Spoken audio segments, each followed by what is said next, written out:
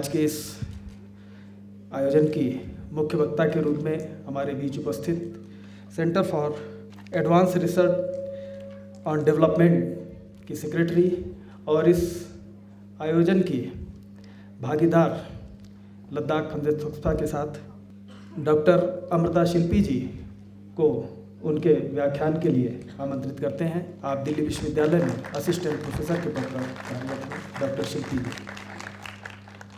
मंच पर आसीन माननीय अतिथिगण, बंधुवर, भगिनी, जुले इस पावन भूमि लद्दाख में आके जितनी बार भी आती हूँ, हर साल एक बार ज़रूर आती हूँ।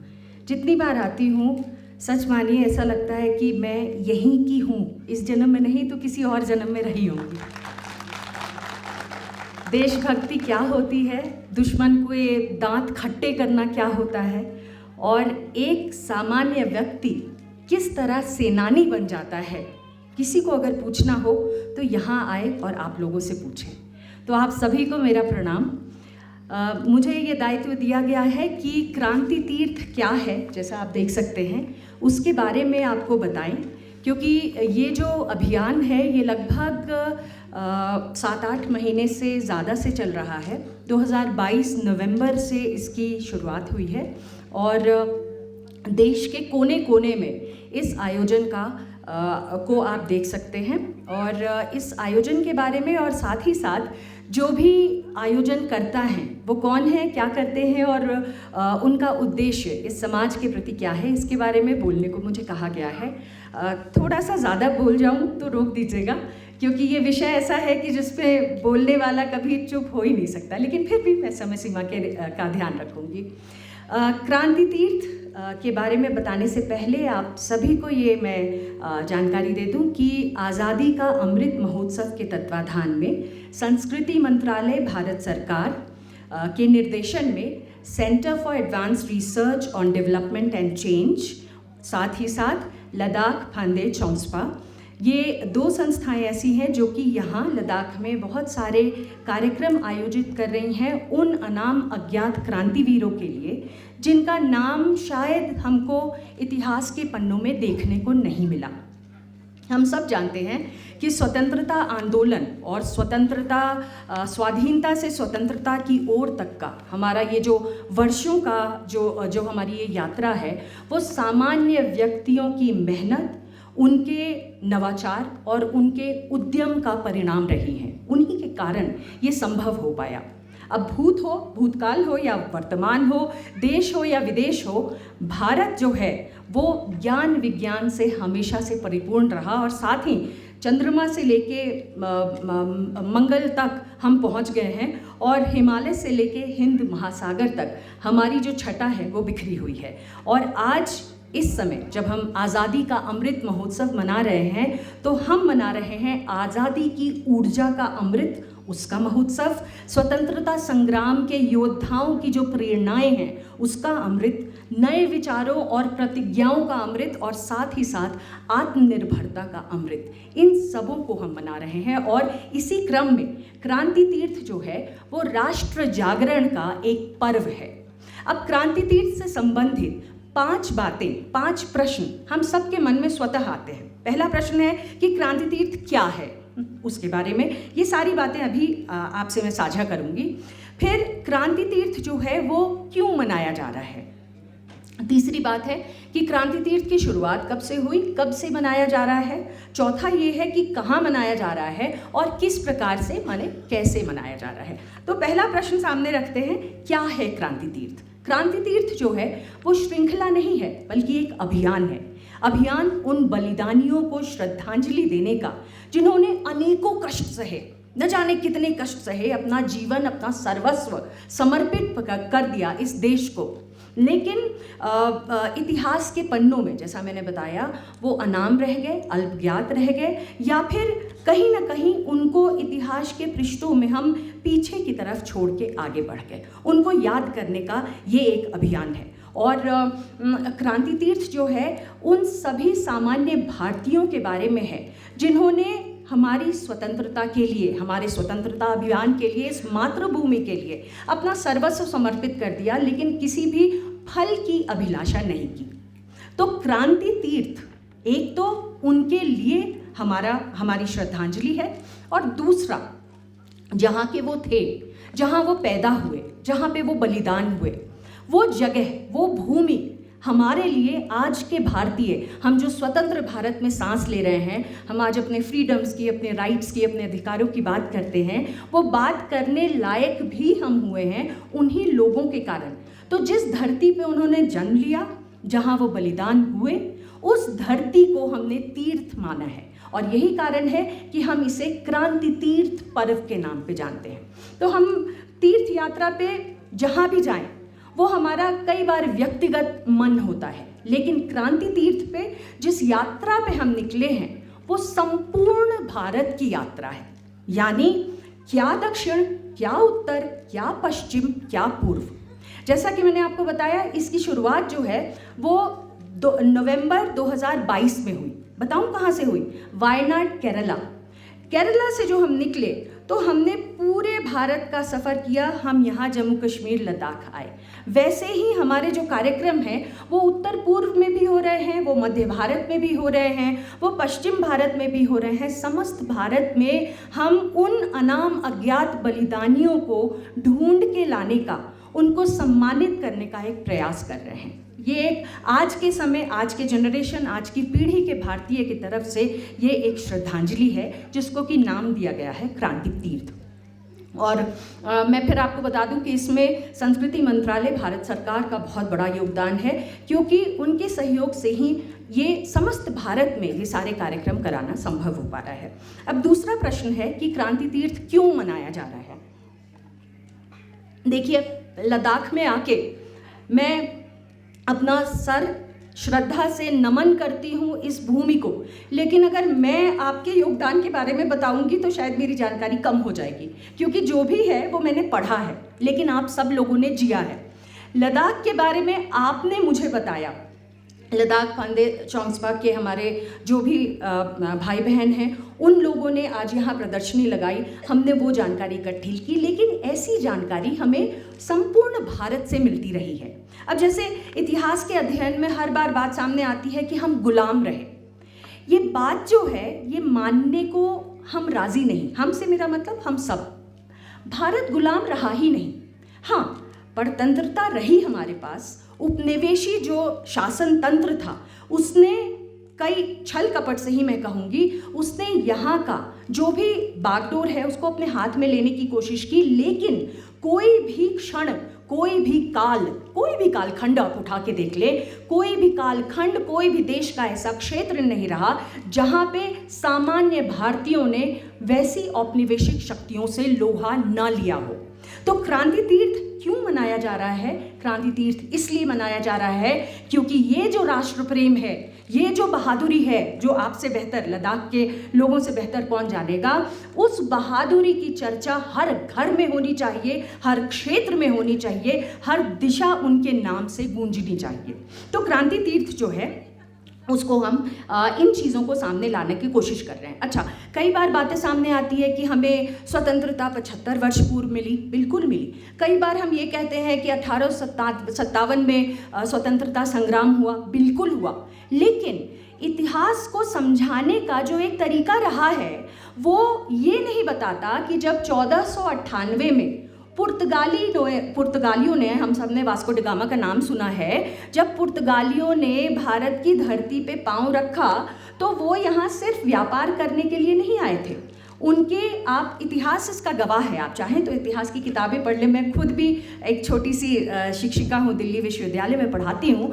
तो हम सब लोगों ने अध्ययन किया और ये पता चला कि उनका जो ध्येय था वो इस सोने की चिड़िया को अपने वश में करने का था। तो 1498 से ये कहानी शुरू होती है। आप अंदाज़ा लगा लीजिए कितने सदियों पुरानी बात है। लेकिन उन्होंने अपने जो भी उनका इंटेंशन रहा हो उससे वो यहाँ आए, लेकिन यहाँ उनको आसानी से कोई भी चीज़ प्राप्त हुई ही नहीं। और मैं तो यहाँ तक कहूँगी कि उनको कुछ भी प्राप्त नहीं हुआ।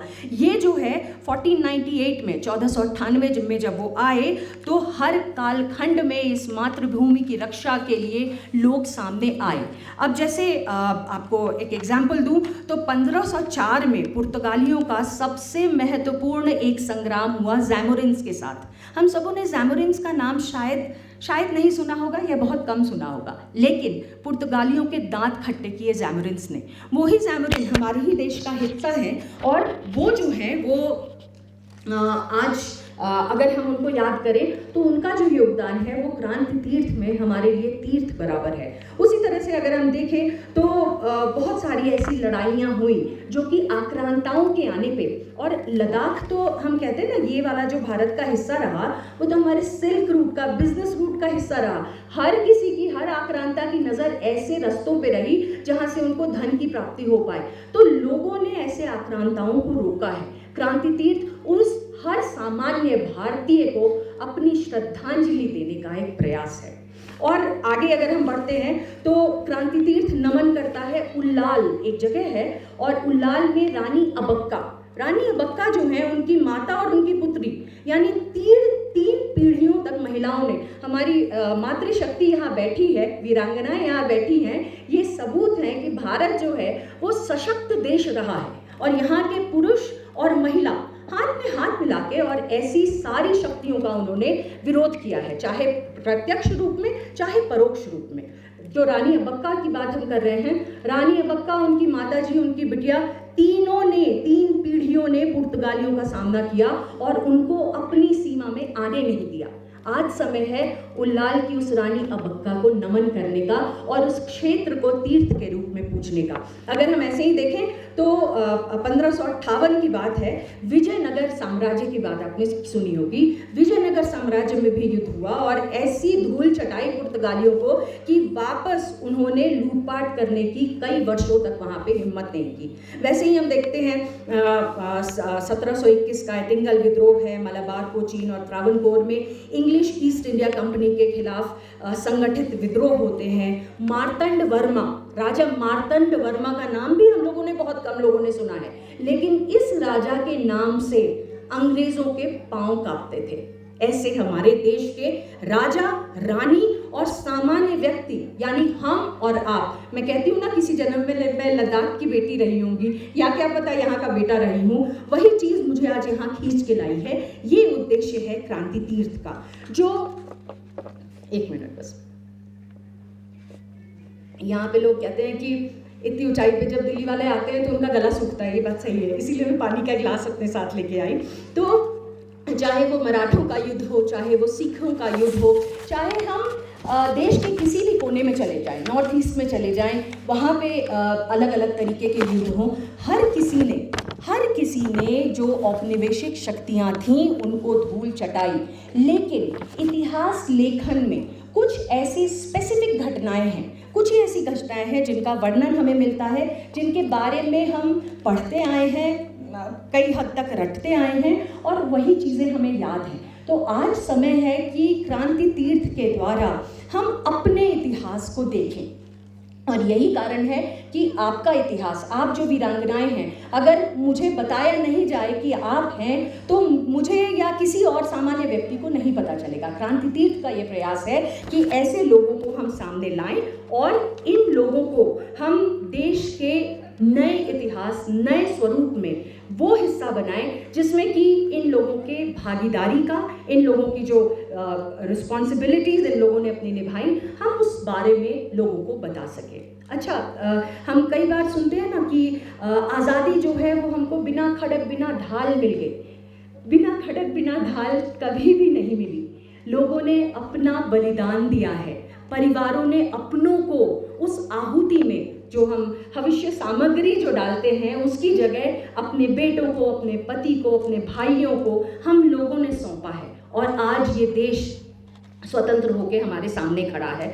और भारत का इतिहास जो है, जो औपनिवेशिक इतिहास जो लिखा गया, उसमें ये कभी भी सामने नहीं आया कि भारत की जो सभ्यता है, जो यहाँ का कल्चर है, जैसे अभी आपने पढ़ा होगा सेवा, संस्कार और एकता, ये जो बातें हैं ये हमारे में बाहर से नहीं आई, ये हमारे संस्कार में है।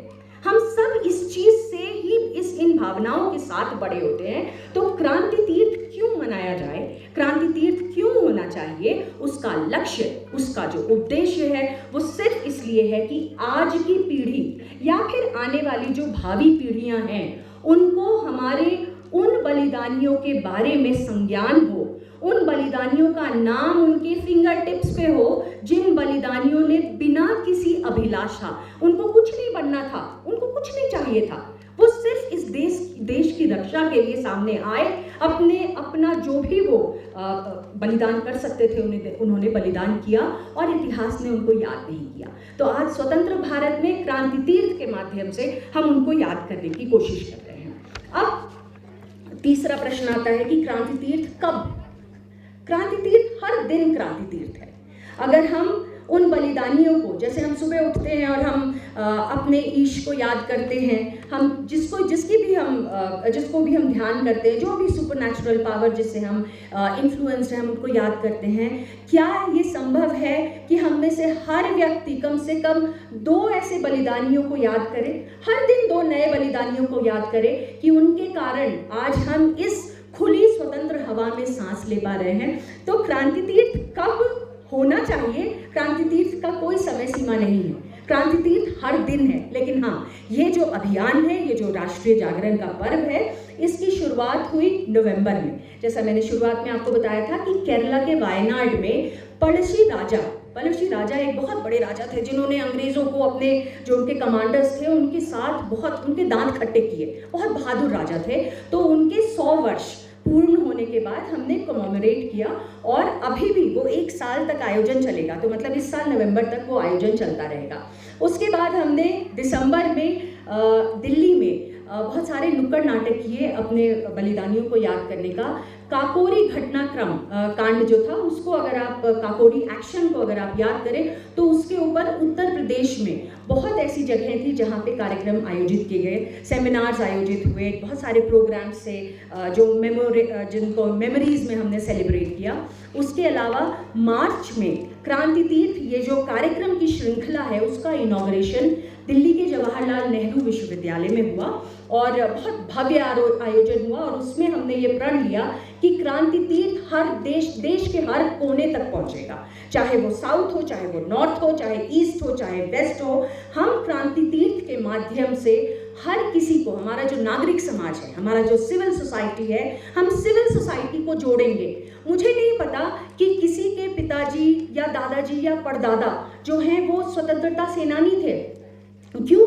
क्योंकि उनके पास शायद ताम्रपत्र नहीं होगा, लेकिन उनके पास कहानियां हैं। मेरठ के गांव ऐसे थे कि 1857 की क्रांति के बाद 1858 के अंत में लोगों को फांसी पे चढ़ा दिया गया, पेड़ों पे, कुएं में डाल दिया गया। इन लोगों के नाम हमें पता ही नहीं है। तो हम इन लोगों को जोड़ने की कोशिश कर रहे हैं और हम बहुत ही ज़्यादा थैंकफुल हैं अपने यहाँ के लद्दाख खानदे शोंगस्पा के जो हमारे कार्यकर्ता हैं उन लोगों ने लिस्ट बनाई है। आप ये प्रदर्शनी ज़रूर देखिएगा। 2000 से ज़्यादा लोगों की हमारे पास लिस्ट है। ऐसी लिस्ट जब हमारे पास होगी तो हम गौरवान्वित महसूस करेंगे कि हम इस देश के रहने वाले हैं, हम उनके बच्चे हैं जिन्होंने इतनी हिम्मत को, जो हिम्मत जो है वो साधारण नहीं है, अदम्य साहस का उन्होंने परिचय दिया। और साथ ही साथ जब हम बात करते हैं कि कहाँ क्रांति तीर्थ मना, तो क्रांति तीर्थ इस भारत भूमि के हर माटी, हर जगह, हर गांव जहाँ ये बलिदानी पैदा हुए, जहाँ ये बलिदानी जो हैं जिन्होंने अपने प्राणों की आहुति दी, हम हर जगह जाके इनको नमन करने की कोशिश कर रहे हैं। और आपको ये बता दें कि हर ऐसी जगह से हम मिट्टी भी एकत्रित कर रहे हैं, क्योंकि वो मिट्टी हमारे लिए पूजनीय हो जाती है, हमारे लिए माथे पे लगाने वाली मिट्टी हो जाती है, जहाँ पे इन लोगों ने अपने प्राण दिए। क्रांति तीर्थ के बारे में अब जो आखिरी सवाल है वो है कैसे। तो पहला तो ये है कि जब हम ये सोचेंगे कि हम कभी गुलाम नहीं रहे, हम उस भारत के बच्चे हैं जहाँ के वीरों ने इस भारत की लाज रखने के लिए अपने प्राण दे। प्राणों से बड़ा कोई मोल नहीं होता। मुझे कोई बोले तुम जाओ अपने प्राण दे दो, मैं सबसे पहले पूछूंगी क्यों।